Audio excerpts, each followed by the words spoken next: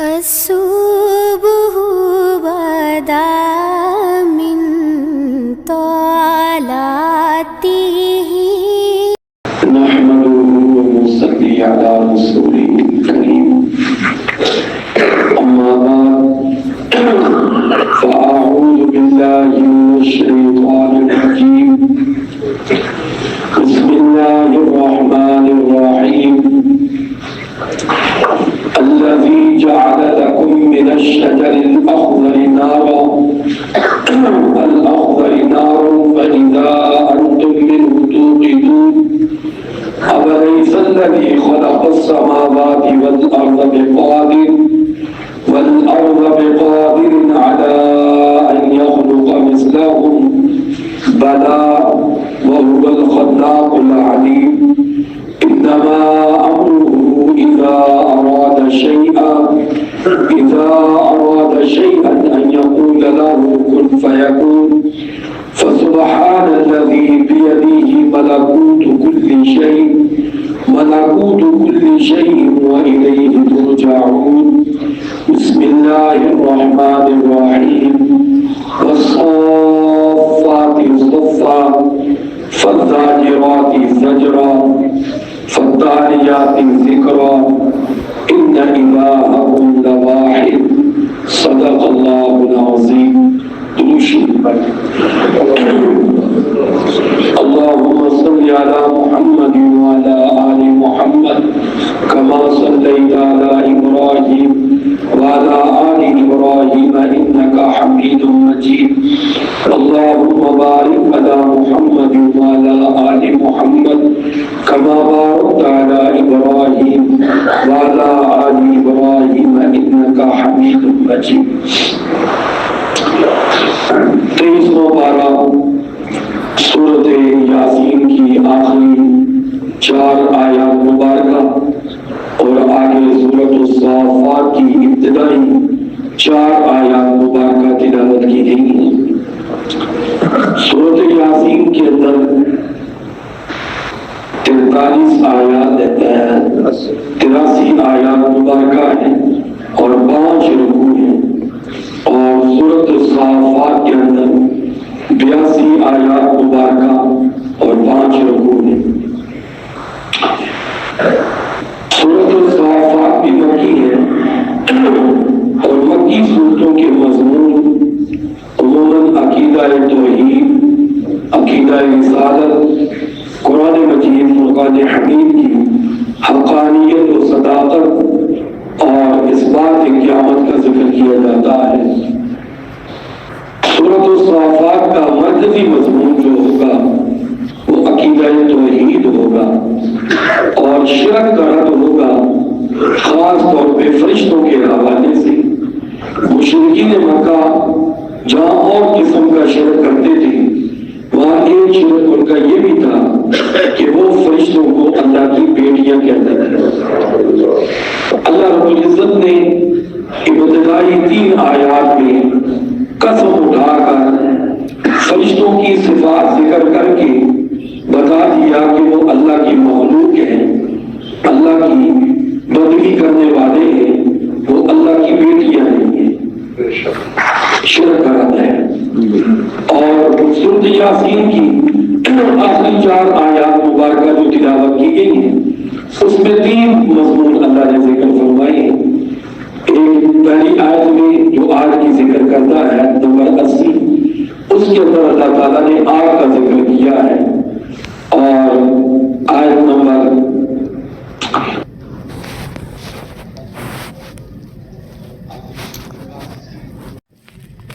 جو آگ کی ذکر کرتا ہے نمبر 80، اس کے اندر اللہ تعالیٰ نے آگ کا ذکر کیا ہے، اور آیت نمبر آگے 81 میں اللہ رب العزت نے آسمان و زمین کی تخلیق کا ذکر کیا ہے، اور 82-83 میں اللہ رب العزت نے اپنی قدرت کاملہ کا ذکر فرمایا ہے۔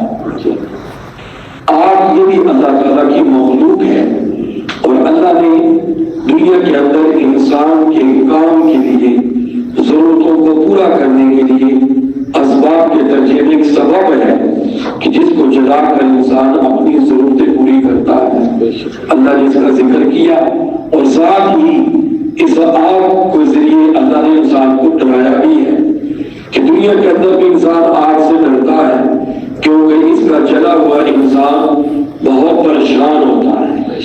کیا ہوتا ہے بولو بھائی؟ اس کا زخم بھی سخت ہوتا ہے, بار بار خراب بھی ہوتا ہے اور انسان خاص طور پہ جلدوں سے اپنے آپ کو بڑا بچاتا ہے. اس لیے اللہ رب العزت نے جہنم کی بھی آگ کا ذکر فرمایا ہے. تو ذکر کیا تھا کہ جہنم کی آگ دنیا کی آگ سے 70 گنا زیادہ ہے.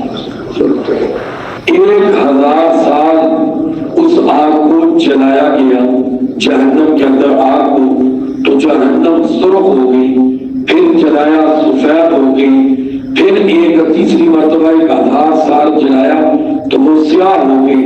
اس وقت جہنم کی تپش سیاہ رنگ میں ہے, اتنی شدید ہو کہ 3000 سال, اور وہاں کا سال کتنا ہوتا ہے اس کا تو ذکر نہیں ہے, لیکن آخرت کے دن کا ذکر ہے کہ دنیا کا 50,000 سال ہو تو آخرت کا ایک دن بنتا ہے. تو آخرت کا 1000 سال کتنا ہوگا وہ انسان کے دماغ میں نہیں آ سکتا, وہ اللہ رب العزت ہی جانتے ہیں. تو اللہ رب العزت نے فرمایا, کیونکہ یہ اصل مضمون پیچھے چل رہا ہے کہ اللہ فرماتے ہیں انسان کو ہم نے پیدا کیا اور پھر انسان ہمارے ساتھ جھگڑنا شروع کر. ہم نے پیدا اس کو نطفے سے کیا, حکیم پانی سے کیا, ناپاک قطرے سے کیا, اور پھر جب اس کو کہا کہ تو ہماری بندگی کر, تو نے کل ہمارے پاس آنا ہے, ہمارے سامنے کھڑے ہو کر اس زندگی کے بارے میں جواب دینا ہے, تو کیا کر کے آیا؟ یہ کہتا ہے جب میں مر جاؤں گا وہ سیدھا ہڈیاں میں تبدیل ہو جاؤں گا, میرا جسم مٹی میں مل جائے گا, ہڈیاں بالکل چورا ہو جائے گی, تو پھر کون اس کو دوبارہ زندہ کرے گا؟ تو یعنی کون تکبر سے کہتا ہے, سوالیہ انداز میں نہیں پوچھتا, انکار کے انداز, انکار کے انداز. دوسرے مثال طور پہ اب یہ مسجد کا ہمارے یہاں سپیکر نہیں چل رہا, اب میں پوچھوں اس کو کون ٹھیک کروائے گا؟ اب ایک سوالی انداز میں ترغیباً ایک طرز ہے, کون ٹھیک کروائے گا؟ مطلب یہ تم میں سے کوئی بھی نہیں ہے جو ٹھیک کروا دے. اس کو طرز کہتے ہیں, سارے بولے اس کو طرز, اس کو انکار کہتے ہیں.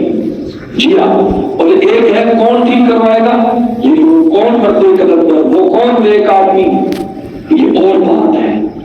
تو ان کا یہ جو سوال ہوتا تھا یہ سوالیہ نہیں ہوتا تھا کہ حضور سے پوچھ رہے ہیں اور حضور فرما رہے اللہ کو کہتے آمنا, ہم کیا رائے نہیں. ان کا یہ سوال نہیں تھا. وہ کہتے تھے کون ٹھیک کرے گا, وہ کہتے تھے کوئی بھی نہیں, نعوذ باللہ, کوئی بھی نہیں. تو اس کے جواب میں پھر اللہ تعالیٰ نے فرمایا تھا کہ ہم زندہ کریں گے. کون زندہ کریں گے؟ ہم. اولا مرتبہ جس نے تمہیں پہلی مرتبہ بنایا نا, دوبارہ بھی کوئی بنائے گا.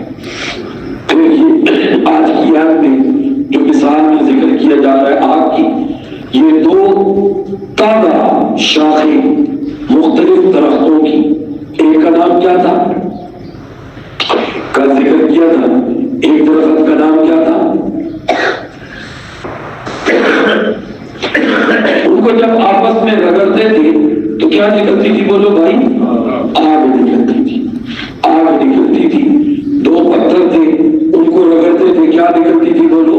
آگ. گھوڑا دوڑتے ہوئے جب آپ نے سنبت مارتا ہے پتھر پہ, کیا نکلتی ہے بولو بھائی؟ آگ نکلتی ہے. ہاں جی. ایک وہاں درخت کا نام تھا افزار اور دوسرے کا نام کیا تھا؟ پھر اللہ رب العزت فرماتے ہیں اَوَلَيْسَ الَّذِي خَلَقَ السَّمَاوَاتِ وَالْأَرْضَ, فرمایا فَإِذَا أَنْتُمْ مِنْهُ تُوقِدُونَ, اور پھر اچانک تم اس سے آگ سلگاتے ہو, ہنڈیاں پکاتے ہو, گھر کے کام کاج کرتے ہو. تو اللہ رب العزت نے اس آیت مبارکہ میں آگ کا ذکر فرما کر کہ جو تازہ شاخ سے, تازہ درخت سے آگ نکال سکتا ہے, اس انسان کا مٹی میں ملنے کے بعد دوبارہ زندہ کرنا تو اس کے لیے کوئی مشکل ہی نہیں ہے. کیونکہ آگ تو جلاتی ہے، پانی کو خشک کرتی ہے، نہ کہ پانی سے نکل آئے۔ یہ انسان کی عقل نہیں مانتی، رب دکھا دیتا ہے۔ رب کیا کر دیتا ہے بولو بھائی؟ دکھا دیتا ہے۔ پھر اللہ رب العزت فرماتے ہیں اَلَيْسَ الَّذِي خَلَقَ السَّمَاوَاتِ وَالْأَرْضَ، کیا نہیں پیدا کیا آسمانوں زمین کو؟ ہاں جی، اس ذات نے، کس نے بولو؟ اللہ نے۔ مشاہدہ ہمارا کس نے کیا کیا بولو؟ پیدا کیا۔ جو ذات زمین و آسمان کی پیدا کرنے والی ہے، فرمایا کہ وہ قادر ہے اس بات پر کہ تمہاری مثل اور بھی پیدا کر دے۔ تمہاری مثل اور بھی کیا کر دے بولو بھائی؟ پیدا کر دے۔ فرمایا بلا، کیوں نہیں، سچ ہے جو رب نے فرمایا ہے کہ وہی آسمان و زمین کا پیدا کرنے والا ہے اور انسان کی مثل اور انسان دنیا میں پیدا کر رہا ہے اور قیامت والے دن اول آخر سب کو پیدا کر دے گا۔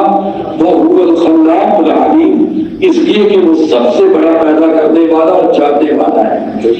پھر اللہ رب العزت نے اپنی قدرت کاملہ کا ذکر فرمایا انما امرہ اذا اراد شیئا ان یقول له کن فیکون، کہ اللہ کی ذات یہ ہے، اس کی شان یہ ہے، فرمایا کہ جب وہ کسی بات کا ارادہ کرتا ہے اس کو وجود دینے کا تو وہ کہتا ہے ان یقول له کن، ہو جا، فیکون، وہ چیز وجود میں آ جاتی ہے۔ کل میں نے عرض کیا تھا کہ دنیا سے بڑا، دنیا کا بڑے سے بڑا طاقتور اس نے کوئی چیز بنانی ہو تو پہلے پلاننگ کرنی پڑتی ہے، سوچنا پڑتا ہے، مشورہ کرنا پڑتا ہے، مٹیریل جمع کرنا پڑتا ہے، انجینئر بلانے پڑتے ہیں، نقشہ بنانا پڑتا ہے، اس کے نقشے کو فراز دیکھنا پڑتا ہے، اس کی ڈیٹ یہ سب کچھ کرنا پڑتا ہے، اور پھر بھی خطا کا 100% احتمال ہوتا ہے۔ 100%۔ تو یہ ہمارے سامنے کتنی بلڈنگیں بنتی ہیں، وہ کہتے ہیں بالکل نقشے کے خلاف ہے، بالکل پلاننگ غلط ہے، سب ملین ریٹ، لیکن اللہ رب نے فرمایا کہ میری شان اس سے بہت بلند ہے۔ جہاں تمہارا سب کچھ ختم ہوتا ہے وہاں سے میری قدرت کی ابتدا ہوتی ہے۔ نبی کا معجزہ اللہ کی قدرت، معجزہ کہتے جو عقل سے ماورا ہو، انگلیوں سے پانی جاری نہیں ہو سکتا، لیکن محمد رسول اللہ صلی اللہ علیہ وسلم کی انگلیوں سے اللہ نے پانی جاری کر کے دکھایا، پانی جاری کر کے دکھایا ہے۔ ہم چار دو ٹکڑے کو نہیں کر سکتا، اللہ نے اپنے محبوب کے اشارے سے 2 ٹکڑے کر کے دکھا دیے۔ تمہارا مرد بندہ دنیا کا کوئی طبیب اس کو صحیح نہیں کر سکتا۔ حضرت عیسیٰ روح اللہ علیہ السلام کے مبارک ہاتھوں کی اللہ تعالیٰ نے لگوا کر اپنی قدرت دکھا دی، آنکھوں کو ٹھیک کر دیا۔ تو یہ اللہ کی قدرت ہے جو عقل سے ماورا ہوتی ہے، اور ولی کی جو ولایت ہوتی ہے وہ کرامت بھی اللہ کی قدرت ہوتی ہے۔ کافر کا وہ جو استدراج ہوتا ہے، وہ آزمائش کہ وہی چیز کافر کے ہاتھ میں ظاہر ہو تو وہ فتنہ ہوتا ہے، استدراج ہوتا ہے، وہ بھی اللہ کی قدرت ہوتی ہے۔ تو اللہ فرماتے مجھے مٹیریل کی بھی ضرورت ہے، یہ زمین بنی ہے تو اللہ نے اس کو پانی پہ بچھایا ہے، یہ بیت اللہ شریف سینٹر ہے، یہاں سے اللہ نے ایک بلبلے کی طرح مٹی کو وجود دیا جو جہاں تک رب کو منظور تھا وہاں تک پھیل گئی۔ یہ بات کی جہاں تک رب کو منظور تھا، سارے پانی میں مٹی نہیں پھیلی، اللہ نے مٹی کا فرش بنا دیا۔ اور کتنا پیارا فرش ہے کہ انسان کتنے لمبی جناب کھڑی بلڈنگیں کھڑی کر رہا ہے، کتنی مضبوط ہے اور کتنی نرم ہے، جہاں سے نیچے کھول کے باہر نکال۔ تو اللہ رب العزت فرماتی ہے میں جب ارادہ کرتا ہوں تو میں کہتا ہوں ہو جا، بغیر مٹیریل کے، بغیر نقشے کے، بغیر انجینئروں کے، بغیر کسی کی مشاورت کے، اور فیکون کو ہو جاتا ہے، تو ہو جاتا ہے۔ میرا آپ کا وجود اللہ نے ہماری ماں کے رحم میں بنایا، وہاں کوئی انجینئر ساتھ نہیں لگایا، کوئی انجینئر نہیں تھا، کوئی انجینئر نہیں تھا، کوئی نقشہ نہیں تھا، جیسا رب چاہتا ہے ویسے بنا دیتا، جیسے رب چاہتا ہے اپنی قدرت دکھا دیتا ہے۔ پھر اللہ رب العزت فرماتے ہیں इंसान जब बात मेरी तरफ से हो ना तो तुझे इनकार की इजाजत नहीं। बिल्कुल वहां ये अकल की तरफ नहीं जाना, तेरी अकल बहुत महदूद है। फरमाया फसुबहान, ये कौन करने वाली जात है जो पाक है, हर ऐब से पाक है। फरमाया वो जात है बियदिही मलकूत कुल्ली शै, कि हर चीज का इक़्तिदार उसके हाथ में है, हर चीज का इक़्तिदार उसके हाथ में है। वही नहीं तुम जाओ, इसलिए मेरे पास जब आना है तो फर्मा बरदार बन के आना। वही नहीं तुम जाओ, तुम सब ने मेरी तरफ आना है, तुम्हारा आखिर अंजाम यही है। इन्ना लिल्लाहि व इन्ना इलैहि राजिऊन, उसी की तरफ लौटना है। तो फरमाया जरा फर्मा बरदार करके लौटना, फिर खुशियां हैं। उसके बाद नाफरमान बन के लौटा ना तो फिर तेरे लिए परेशानी परेशानी, फिर तेरे लिए बोलो क्या है, परेशानियां ही परेशानी है। इसलिए परेशानियों से बचना है तो फर्मा बरदार बनना। तो यहाँ तक सूरत यासीन मुकम्मल। तो आज के सबक में 3 मज़मून, ये आग के बारे में भी अल्लाह ने जिक्र कर दिया और फिर ज़मीन व आसमान की तख्लीक का जिक्र करके इंसान को समझा दिया और फिर आखिर में अपनी कुदरत कामिला का जिक्र फरमाया। अभी तक नमाज पर जो कुरान के वादे हैं, तन्हा अनिल फ़हशाइ वल मुनकर व नहनु नर्ज़ुक़ुका वल आक़िबतु लित्तक़वा व क़द अफ़लहल मुमिनून अल्लज़ीना हुम फ़ी सलातिहिम ख़ाशिऊन, कामयाब हो गए नमाज पढ़ने वाले और रिज़्क़ मिलेगा नमाज पर, और बुराई से निकल जाओगे नमाज पर।